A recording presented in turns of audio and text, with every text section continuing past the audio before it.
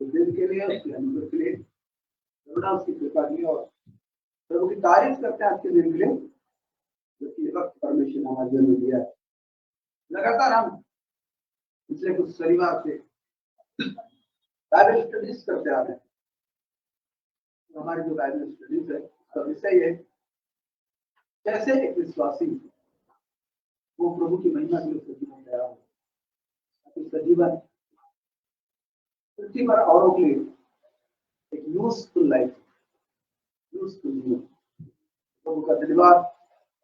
आइए हम आज के दिन को आरंभ करते हैं। बीते समय हमने प्रार्थना यात्रा आपकी जो सुझाव इस प्रकार की चीजों को देखा था। आज हम देखने जा रहे हैं बहुत ही महत्वपूर्ण विषय जो है बांधना और खोलना। बांधने और खोलने का अधिकार। आप डायरी में लिख सकते बांधने खोलने का अधिकार। और आज हम जानेंगे जो प्रभु ने अपनी कलीसिया को इस अधिकार को दिया है। प्रभु का धन्यवाद और शुक्र। मत्ती के 16 अध्याय का 18 और 19 पद को देखेंगे एक एक करके। पहले आप इसको एक पॉइंट देख सकते हैं। दूसरा पॉइंट हम दूसरे विषय में आगे बढ़ेंगे। दूसरे पॉइंट में ये अधिकार कैसे प्रयोग किया जाता है। तो सबसे पहला पॉइंट आप देख सकते हैं मत्ती के 4 उसके 16 अध्याय का 18 और 19 को। और मैं भी तुझसे कहता हूँ कि तू पतरस है। प्रभु ने कहा मैं भी तुझसे कहता हूँ कि तू है। और मैं इस पत्थर पर अपनी कलीसिया प्रभु ने कहा मैं इस पत्थर पर अपनी कलीसिया बनाऊंगा और अधर्मियों के फाटक बंदा होगा। आमीन। यहाँ पर पहली लाइन है कि मैं भी तुझसे कहता हूँ कि तू पतरस है और मैं इस पत्थर पर अपनी कलीसिया बनाऊंगा। इस लाइन को पहले मैं क्लियर कर देना चाहता हूँ। ओरिजिनल जो ग्रीक भाषा है उसमें दो शब्द हैं, कैफा और कैफास। कैफा और कैफास। तो जब प्रभु ने बोला तो प्रभु ने कहा कि मैं तुझसे कहता हूं कि तू पतरस कहलाए। ऐसा कुछ लिखा है? क्या लिखा है? और मैं भी तुझसे कहता हूं कि तू पतरस है। तू पतरस है। तू कैफा है। कैफा यहाँ पर लिखा तू पतरस है माने तू कैफा है। और मैं इस पत्थर पर, जो पत्थर शब्द है इस पत्थर, ये कैफास है। तो कैफा का अर्थ होता है चट्टान का एक टुकड़ा, कैफास का होता है एक बड़ी चट्टान। तो प्रभु जब पतरस को बोल रहे हैं कि तू पतरस है तो तू चट्टान है और मैं इस पत्थर पर अपनी कलीसिया बनाऊंगा। तो कैफास अर्थात बड़ी चट्टान। वो यीशु के बारे में नहीं लेकिन उस प्रकाशन के बारे में बोल रहे हैं तो उससे बिल्कुल पहले गुजरा। जब यीशु मसीह ने पूछा लोग मुझे क्या कहते हैं, पतरस ने कहा तो जीवते परमेश्वर का पुत्र मसीह है। प्रभु ने कहा कि मांस और लोगों ने नहीं लेकिन मेरे स्वर्गीय पिता ने तुझ पर ये बात प्रकट की है। मेरे स्वर्गीय पिता ने ये प्रकाशन पर अपने कलीसिया बनाऊंगा। और हम देखते हैं कि वचन के प्रकाशन पर ही कलीसिया बनी और आज ही कलीसिया का संचालन ये वचन के प्रकाशन पर ही पवित्र आत्मा द्वारा होता है। तो इस वक्त ज्यादा नहीं होगा। यहाँ पर बोलना चाहता हूँ जो तीसरी जो लाइन है कि मैं इस पत्थर पर कलीसिया बनाऊंगा बोलने के बाद प्रभु ने बोला अधोलोक के फाटक कलीसिया में प्रबल नहीं होंगे। और ये बांधने खोलने का जो आप अधिकार हम देख रहे हैं तो महत्वपूर्ण चीज है कि परमेश्वर ने यीशु मसीह 3.5 वर्ष तक उन्होंने प्रचार किया, बीमारों को चंगा किया, लोगों को इकट्ठा किया, परमेश्वर के राज की बातें सुनाई और फिर अपना काम समाप्त कर क्रूस पर अपना प्राण देने के पश्चात तीसरे दिन मुर्दों में से एक बच्चा 40 दिन तक अपने चेलों को दिखाई देते रहे। फिर उन्होंने उनको और ट्रेनिंग दी और ट्रेनिंग के बाद यीशु मसीह आकाश के बातों पर उठा ले गए। उससे पहले उन्होंने कलीसिया पर अधिकार दिया।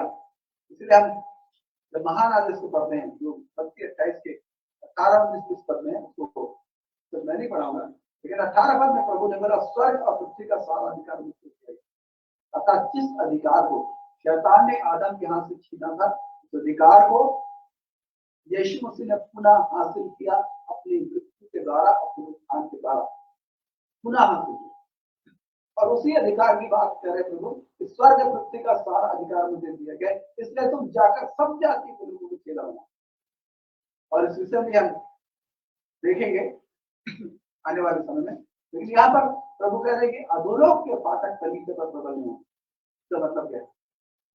मैं आपको बोलना चाहता हूँ, फाटक, दरवाजे वो कहीं आते जाते नहीं, वो इस स्थान में स्थिर रहते हैं। अधोलोक के फाटकों का भी याद, वो चीजें जो इंसान को मृत्यु में पहुंचाती हैं, शराब खाना, कामन एक उदाहरण, वो क्या है? वो अधूरों का फाटक है। शराब पीकर कोई व्यक्ति उद्धार नहीं पाता। शराब पीने से ये जीवन तो नाश होता है, आने वाले जीवन में नष्ट होता है।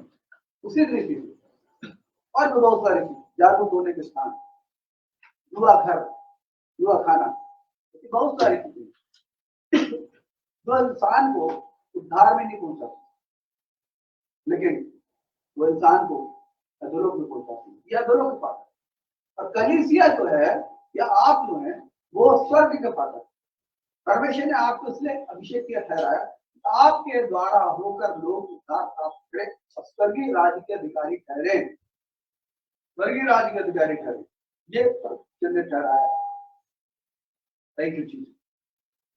और इसलिए कलीसिया ये अधोलोक के फाटकों को रोकती है, कलीसिया।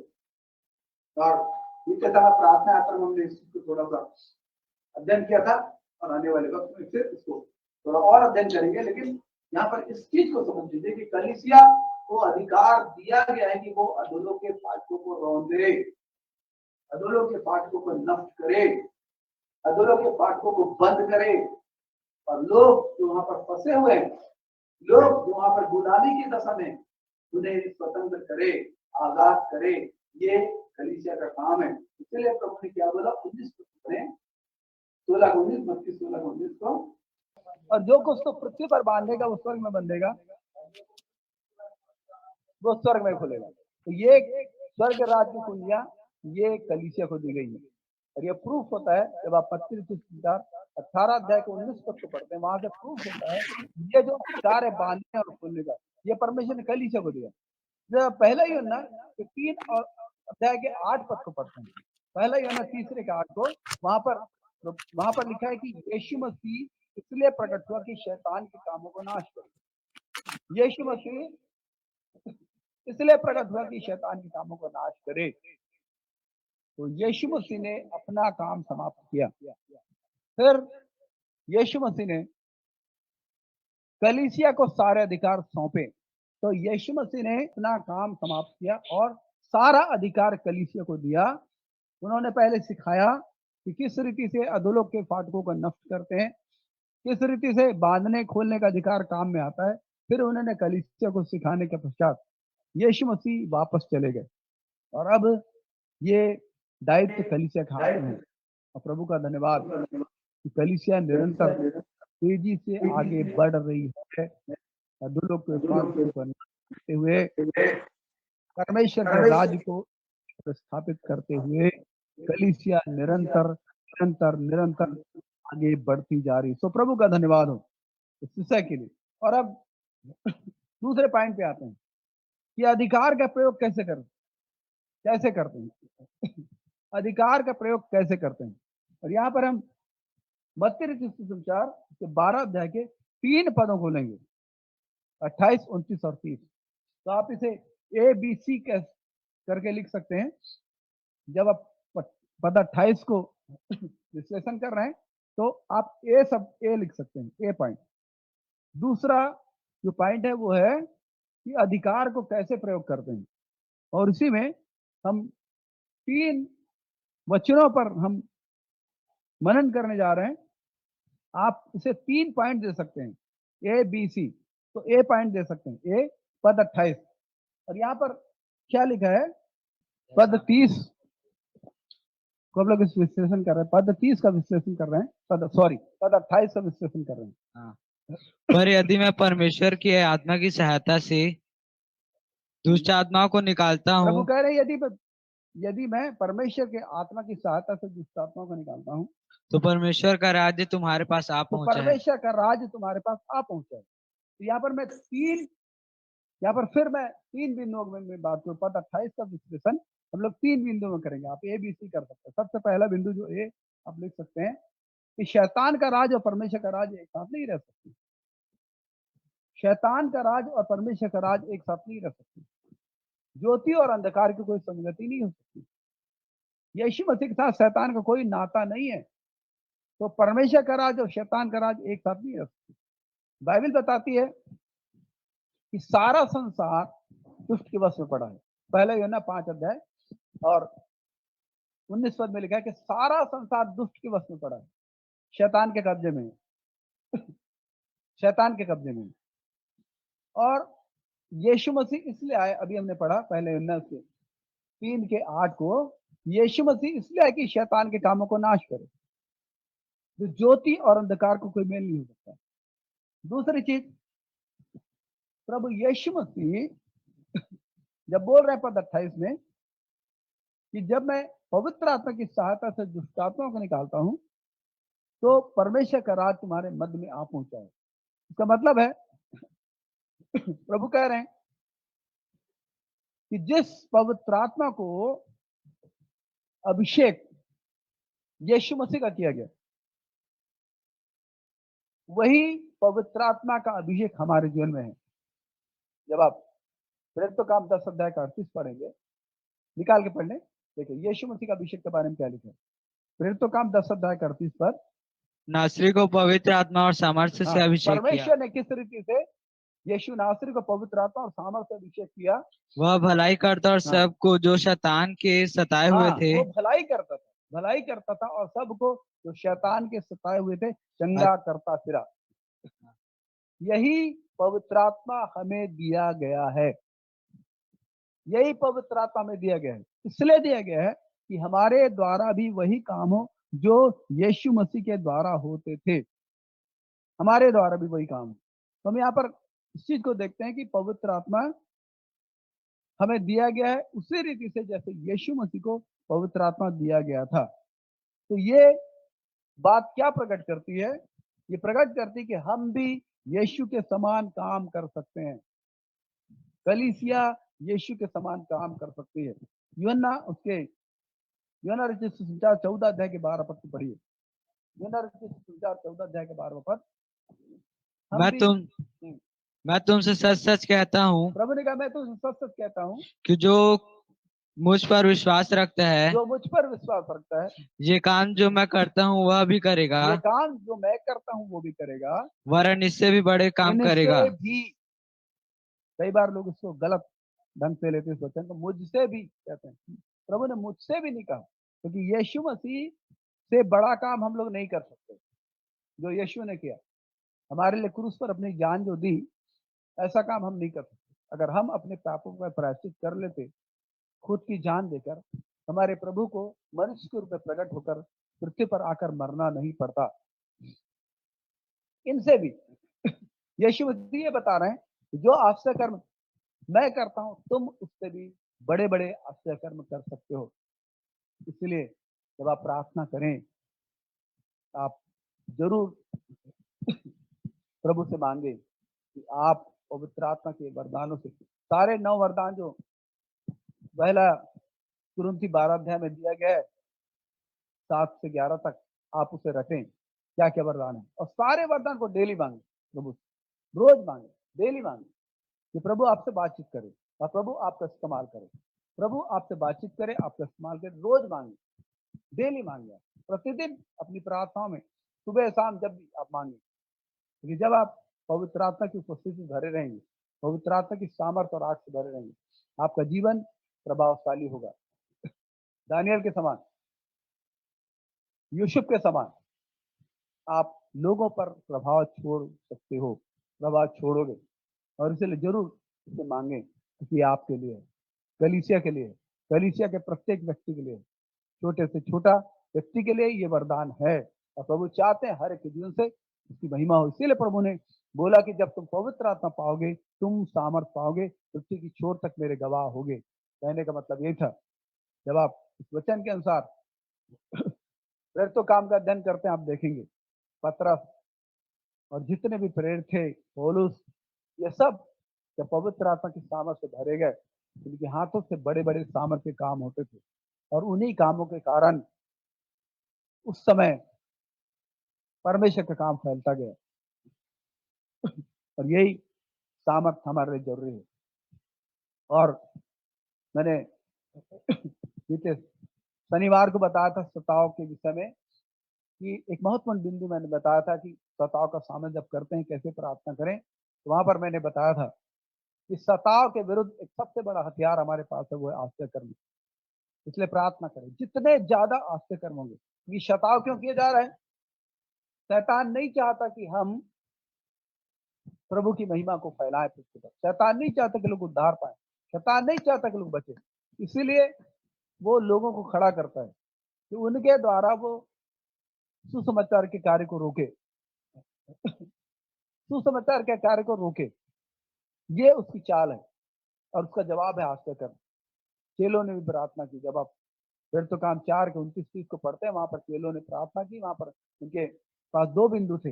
पहली चीज उन्हें हियाव मांगा, हियाव साहस मांगा, साहस। दूसरी चीज उन्होंने कहा आश्चर्य कर्म मांगा, और परमेश्वर ने उनकी प्रार्थना को सुना और साहस भी दिया, आश्चर्य कर्म भी दिया। और बाइबल बताती है उसके प्रेरितों काम 5 अध्याय के 14 और 15 पद में कि कलीसिया बढ़ती चली गई आश्चर्य कर्मों के कारण। तो हम देखते हैं पवित्र आत्मा दिए जाने का उद्देश्य ये है कि आप न केवल व्यक्ति के जीवन में अब यीशु मसीह के स्वभाव में ढलते जाएं, परंतु आप आश्चर्य कर्म के द्वारा इस पृथ्वी पर बहुतों की आत्माओं को प्रभु के चरणों में लाएं। तो प्रभु का धन्यवाद। अब हम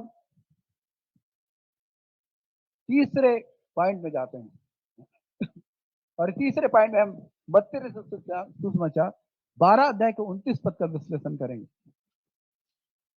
32 सुसमाचार 12 अध्याय के तीसरे पद का विश्लेषण करेंगे, और यहाँ पर भी 3 बिंदु हैं। तो 12 के 29 को पढ़ें। या कैसे कोई मनुष्य किसी बलवंत के घर में घुसकर हाँ, उसका माल लूट सकता है, जब तक कि पहले वह उस बलवंत को ना बांध ले, हाँ, तब वह उसका घर लूट लेगा। आमीन। यीशु मसीह ने बलवंत शब्द जो बोला, ये शैतान के लिए बोला। तो शैतान एक बलवंत शत्रु है, और उसने लोगों को फंसा कर रखा है, उनके माइंड को। हम देखेंगे उसके माइंड को फंसा कर रखा है, ताकि मसीह के तेजो में सुसमाचार का प्रकाश पर नहीं चलते। देखेंगे 2 कुरिन्थी 4 अध्याय के 4 पद। और उन अविश्वासियों के लिए जिनकी बुद्धि इस संसार के ईश्वर ने अंधी कर दी है, ताकि मसीह जो परमेश्वर का प्रतिरूप है, हाँ, उसके तेजो में सुसमाचार का प्रकाश उन पर ना चमके। हाँ, ये शैतान का काम है कि लोगों की बुद्धि को उसने अंधेरा कर रखा है, और इसीलिए लोग मसीह के विरोध में खड़े होते हैं। इसीलिए हमें उनके लिए बिल्कुल आंसुओं के साथ प्रार्थना करनी चाहिए, प्रभु इन पर दया करें। ये भीड़, ये लोग जो अनजाने मसीह के विरोध में खड़े हैं, ये लोग कुछ तो कर नहीं सकते, क्योंकि प्रभु के विरोध करके प्रभु के कामों को नष्ट नहीं किया जा सकता। प्रभु ने जो ठाना है उसे पूरा करेगा। लेकिन हमारे लिए एक प्रार्थना दी गई है, जो भजन 2 अध्याय के 8 पद में लिखा है। वहां पर लिखा है कि मुझसे मांग, और मैं जाति जाति को तेरी संपत्ति होने के लिए और दूर दूर के देशों को तेरी निज भूमि बनने के लिए दे दूंगा। ये प्रभु की प्रतिज्ञा है। जब आप भजन 2 पढ़ेंगे, वो वर्तमान समय के लिए भजन है, यीशु मसीह के अभिषेक और यीशु मसीह के कार्य और कलीसिया के लिए वो भजन है। और इसलिए हमें भी लोगों को मांगना चाहिए बचने के लिए। तो जो लोग हमारा विरोध करते हैं, उनके लिए और अधिक प्रार्थना करें कि वो लोग बचा जाए, ताकि न्याय के दिन में उनको रोना ना पड़े, उनको तड़फना ना पड़े। और इसीलिए हमारी प्रार्थना उनके लिए होनी चाहिए। तो प्रभु का धन्यवाद। यहाँ पर हम देखते हैं इस प्रकार से शैतान ने क्या किया, संसार के लोगों की बुद्धि को अंधकार कर दिया है, और इसलिए जो बलवंत है इसने लोगों पर कब्जा जमाया है कि बुद्धि को अंधकार करके, और ये बुद्धि का अंधकार हुए कि उद्धार की गलत शिक्षाएं उद्धार की झूठी शिक्षाएं, ये शैतान का हथियार है। उद्धार की झूठी शिक्षाओं के आधार पर शैतान ने लोगों की आंखों को बंद करके रखा है। ये शैतान का काम है। और इसीलिए ये जो बांधने वाले जो सामर्थ्य से उसे नष्ट होना चाहिए। ये बलवंत की सामर्थ्य को बांध के नष्ट करना चाहिए। हम देखेंगे लूका 4 तो 11 अध्याय 21-22 पद में, यहाँ पर हम बलवंत के विषय में कुछ और महत्वपूर्ण बातों को पाते हैं। लूका 11 अध्याय 21 और 22 पद को। जब बलवंत मनुष्य हथियार बांधे हुए अपने घर की रखवाली करता है हाँ, तो उसकी संपत्ति बची रहती मैंने है। कहा जब बलवंत मनुष्य हथियार बांधे हुए अपने घर की रखवाली करता है तो उसकी संपत्ति बची रहती है। यहाँ पर फिर पढ़ लो उसको जब आगे। बलवंत आगे पर जब उससे बढ़कर कोई और बलवंत चढ़ाई करके उसे जीत लेता है तो उसके वे हथियार जिन पर उसका भरोसा था छीन लेता है और उसकी संपत्ति लूटकर बांट देता है। हाँ, यहाँ पर देखते हैं 21 पद में लिखा है कि हथियार के बारे में लिखा, माल के बारे में। तो माल है लोग, इस पृथ्वी के लोग जो वास्तव में परमेश्वर के द्वारा पैदा किए लोग हैं, लेकिन शैतान ने उनको बांध कर रखा है। शैतान का जो हथियार है वो झूठ है, झूठी शिक्षा, झूठी बातें। जैसे हमने बताया कि अधूलों के फाटकों की बातें जो है, शराब एक झूठी चीज है, यह शैतान की ओर से। बलवंत का एक हथियार है शराब। उसी रीति से और भी बहुत सारी चीजें, न केवल बाहर लेकिन मनुष्य के भीतर भी। अब क्या चीज है मैं आपको बताना चाहता हूँ। दूसरों के प्रति जलन, ये बलवंत का एक हथियार है जो विश्वासी और विश्वासी दोनों की में काम करते हैं। इसलिए विश्वासियों को सावधान रहना चाहिए, वे दूसरों से न जलें, दूसरों के की आलोचना करना है, दूसरों के प्रति बिना किसी कारण के चलना कूदना, आलोचना करना, दूसरों से प्रेम नहीं रखना। मैं आपको बोलना चाहता हूँ मैंने पहले भी किसी को बोला है कि प्रभु में बढ़ने का मतलब ये नहीं कि आप वरदानों में बढ़ रहे हैं। ध्यान दीजिए, प्रभु में बढ़ने का अधिकार मतलब ये नहीं कि आप मुर्दा जिंदा कर रहे हैं। प्रभु में बढ़ने का मतलब है कि आप यीशु के समान प्रेम करना सीखते हैं, यीशु के समान जीना सीखते हैं, यीशु के समान लोगों से प्रेम करना सीखते हैं। तो प्रभु के समान बढ़ने का मतलब ये है, जब आप लोगों से अपने समान प्रेम करते हैं तब आप यीशु में मजबूती से बढ़ते हैं। क्योंकि वरदान जो है टेम्परेरी है, इसी पृथ्वी के लिए है, लेकिन जो जीवन है वो लाइफ लॉन्ग है, जो मसीह के साथ आपको गुजारना है। तो प्रभु का धन्यवाद। हमने देखा कि ये हथियार बांधे हुए ये रक्षा करता है। और बी पॉइंट आप लिख सकते हैं इसमें कि जब तक बलवंत बांधा नहीं जाता, जब तक बलवंत बांधा नहीं जाएगा उस घर या नगर या मोहल्ले में परमेश्वर का राज नहीं आ सकता, स्थापित नहीं हो सकता, नहीं आ सकता। ये प्रभु सिखा रहे हैं जो हम पद 29 में देखते हैं। बलवंत को बांधना जरूरी है। बलवंत क्या है? बलवंत को बांधना जरूरी है। बलवंत शैतान का वो दूत हो सकता है जिसने लोगों को बांध के रखा ताकि वो उद्धार ना पाए। और तीसरा सी इसमें अपन लिख सकते हैं कि बलवंत को बांधे बिना आप जो कुछ भी वहां पर मेहनत करते हैं, आप प्रचार करते हैं, चंगाई के लिए प्रार्थना करते हैं, सदन चंगाई आ सकती है। ध्यान दीजिए मेरी बात, वहां पर आपकी प्रार्थनाओं से चंगाई आ सकती है लेकिन चंगाई ठहर नहीं सकती। तो जो कुछ भी प्रचार चंगाई का काम आप करेंगे वो व्यर्थ हो जाएगा जब तक कि आप बलवंत को नहीं पहचानेंगे, नहीं बांधेंगे, तब तक ये चीजें नहीं हो सकती। और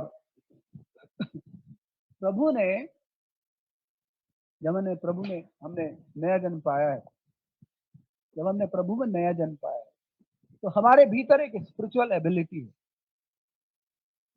हमारी आत्मिक समझ, आत्मिक कान को खोला गया है। तो जो लोग प्रेयर लाइफ गुजारते हैं वो लोग इस चीज का फायदा उठा लेते हैं कि वो शैतान की सामर्थ को पहचानने लग जाते हैं। शैतान की सामर्थ, कौन से बलवंत की सामर्थ कहाँ काम कर रही है, ये आप पता कर सकते हैं, या पता कर सकते हैं, आत्मा पता कर सकते हैं। और ये बलवंत की सामर्थ को बांधेंगे खदेड़ेंगे, भगाएंगे, तब उस स्थान में काम होगा। मैं प्रभु का धन्यवाद करता हूँ।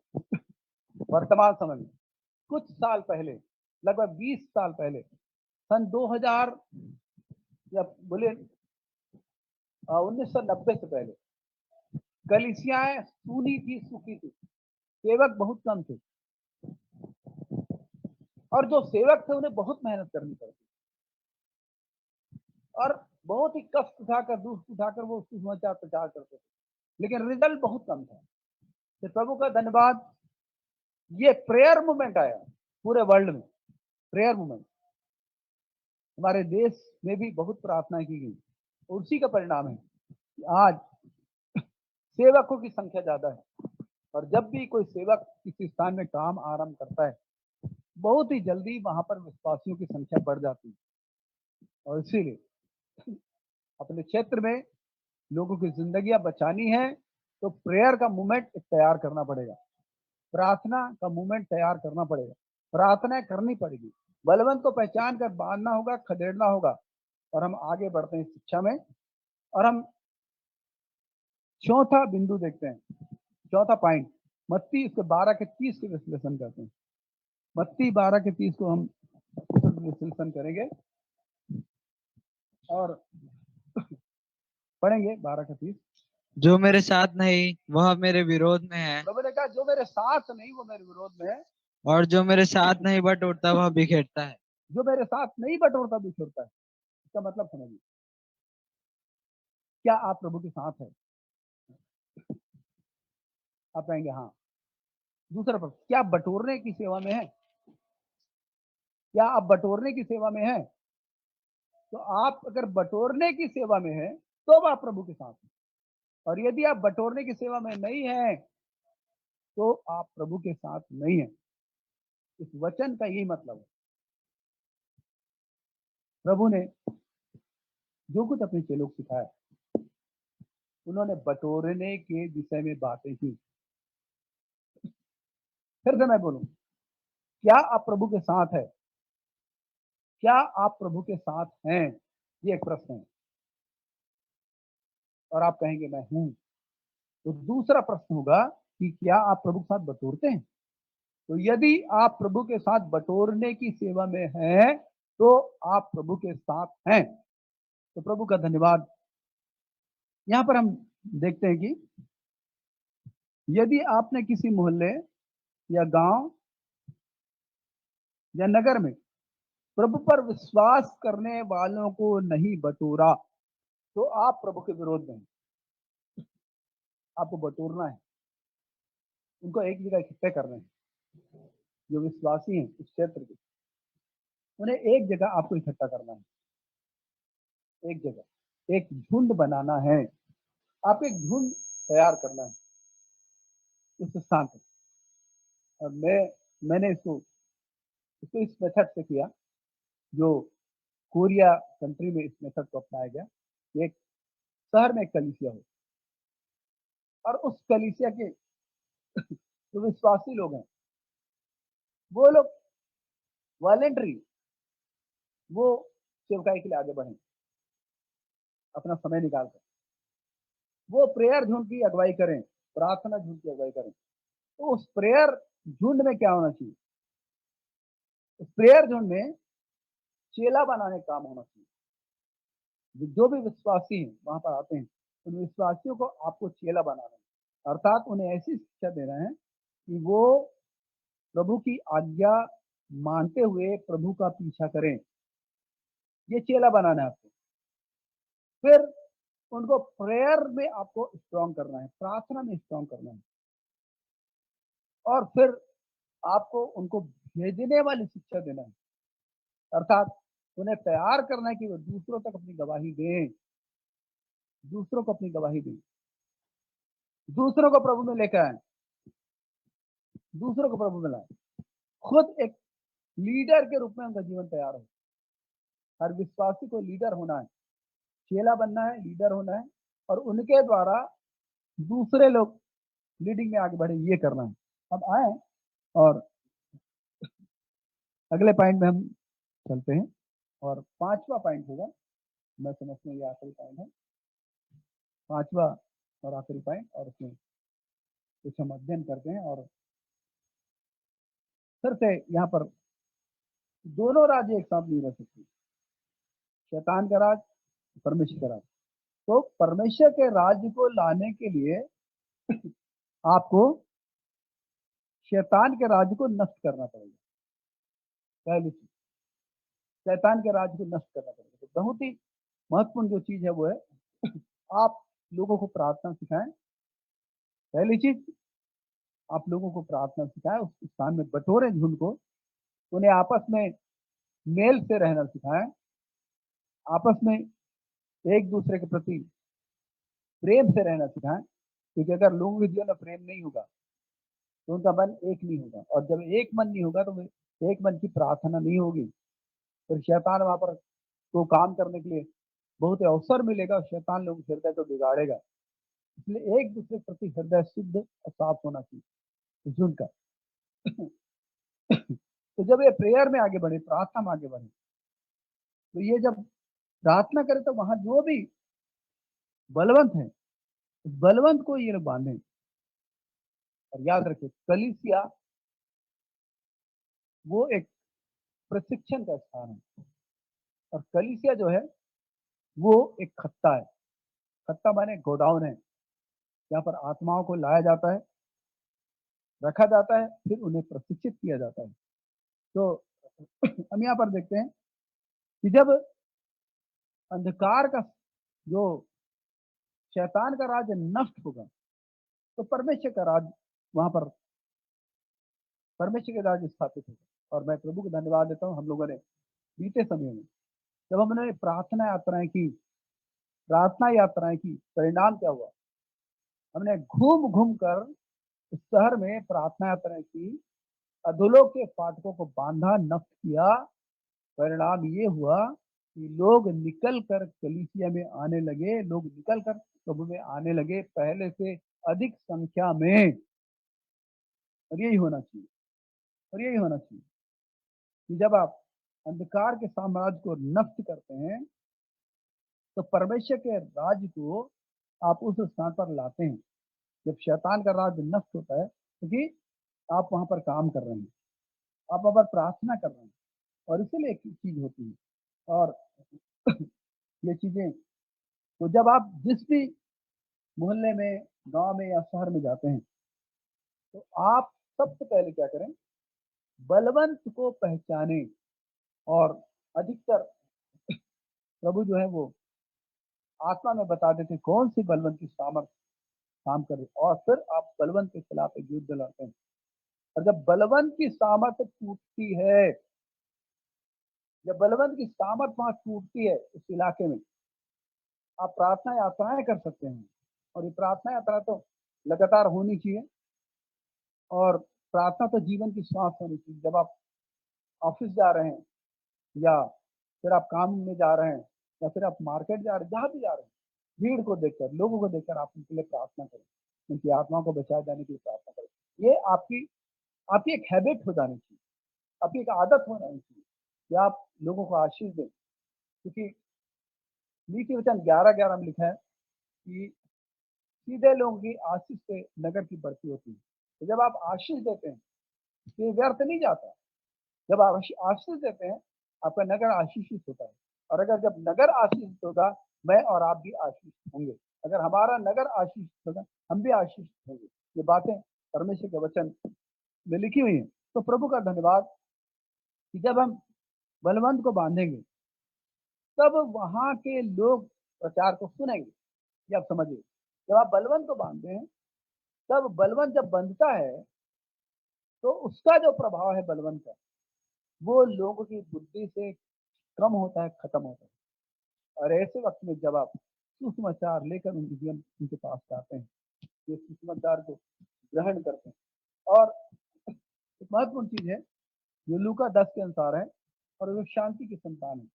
और जब इस पाठ को लाएंगे तब हम विस्तृत ढंग से देखेंगे। तो शांति की संतान होता है जब आप किसी गांव में, मोहल्ले में, शहर में, आप किसी निश्चित एरिया में जब आप प्रार्थना यात्रा करते हैं, तो जब वहां बंधन टूटते हैं तो आपको शांति की संतान वहां पर प्राप्त होते हैं। माने वो व्यक्ति जो मसीह में रुचि रखता है और वो अपना हृदय खोलता है यीशु मसीह के लिए, और वो अपना घर खोलता है, उसे घर में झुंड हो, आराधना हो, वो लीड कर सकता है या फिर कोई दूसरा लीडर हो सकता है जो सक्षम हो। लेकिन इस प्रकार से शांति की संतान के घर में लोग इकट्ठे किए जाते हैं, और जब लोग वहां पर इकट्ठे किए जाते हैं उनका प्रशिक्षण होता है, तो चेला बनाया जाता है, बपतिस्मा की विधि वहां पर होती है, प्रभु भोज वहां पर होता है, और वहीं पर से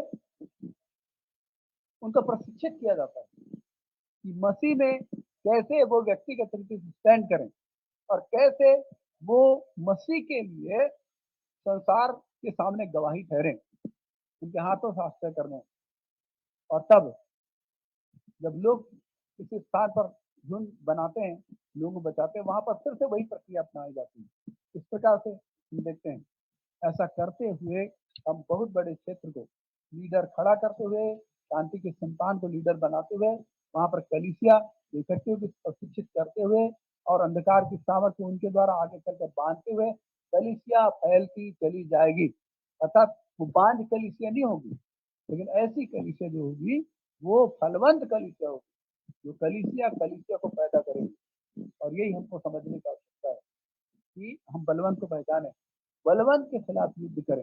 अगर बलवंत हारता है तो उस स्थान में शांति के संतान प्रकट होते हैं, ये जान रखें। और फिर शांति के संतान के साथ मिलकर फिर हम आगे बढ़ते हैं। तो इसमें सबसे महत्वपूर्ण चीज है, एक मुख्य कलीसिया होती है, यहाँ पर मुख्य अगुवे होते हैं, उनकी अधीनता में ये सारी चीजें चलती हैं व्यवस्थित रूप से, और इसके द्वारा लोग आशीषित होते हैं, कलीसिया फैलती है, लीडर्स खड़े होते हैं, सुसमाचार काम तेजी से आगे बढ़ता है, शैतान लज्जित होता है। तो प्रभु का धन्यवाद इस वक्त के लिए। और आइए हम प्रार्थना में जाएं। दयालु सामर्थ्य परमेश्वर, हम आपकी तारीफ करते हैं। पवित्र प्रेमी परम प्रधान परमेश्वर, हम आपकी स्तुति करते हैं, आपका धन्यवाद देते हैं। अंधकार की सारी ताकत को बांधते हैं, दुष्टता की सारी सामर्थ को बांधते हैं, जो भी अंधकार की सामर्थ हो मेरे परमेश्वर पिता लोगों के जीवनों में काम करते हैं, सबको तोड़ के नष्ट करते हैं। आपके दया को, करुणा को, कृपा को बोलते हैं, अपने जीवनों को आपके हाथों में समर्पित करते हैं।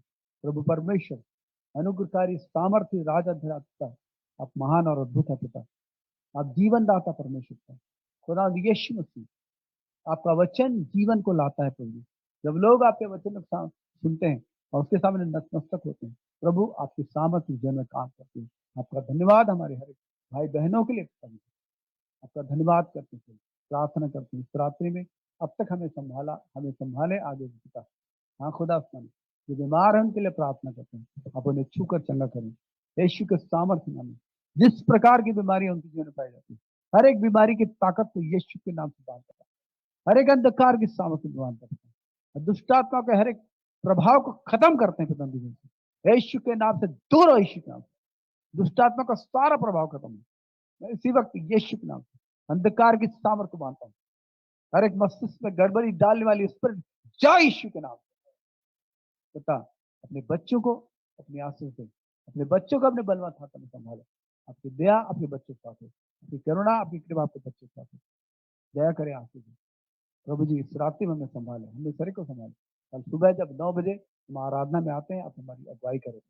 हाँ प्रभु जी, हम पवित्र आत्मा की उपस्थिति में होकर प्रभु जी हम आराधना कर सकें, वरदान प्रकट हो, आपके लोग पवित्र आत्मा की उपस्थिति भरे जाएं, आपके लोग पिता वरदान से भरे जाएं, आपके लोग प्रभु जी आत्मिक समझ से भरे जाएं, आपके लोग आत्मिक बुद्धि, आत्मिक ज्ञान प्राप्त करें, आत्मा में कैसे चलना है, कैसे बढ़ना है समझें। सब बातों के लिए हम आपको धन्यवाद देते हैं। हर एक कड़वाहट, हर एक मेरे परमेश्वर पिता जी पूरी बातें, हर एक वो चीजें खुदा बने जो लोगों के जीवनों को महिमा करने से रोकती हैं, यीशु के सामर्थ्य नाम में नाश हो। आपका धन्यवाद देते, सब बातों के आपका धन्यवाद। इस तरह में फिर से एक बार अपने जीवन को समर्पित करते हैं, अपने साथियों को, अपने हर एक विश्वासी भाई बहनों को समर्पित करते हैं। महिमा आदर आपको मिले, यीशु मसीह के मीठे नाम से मांगते हैं, आमीन। प्रभु आप सबको आशीष दे। आइए आशीष से ग्रहण करें। अब हमारे परमेश्वर पिता का प्रेम, प्रेमी प्रभु यीशु का अनुग्रह, पवित्र आत्मा की शांति और सहभागिता हमें से हर एक के साथ हर एक हमारे विश्वासी भाई बहनों के साथ अब से लेकर प्रभु यीशु मसीह के दोबारा आगमन तक लगातार होती रहे। आमीन, आमीन, आमीन।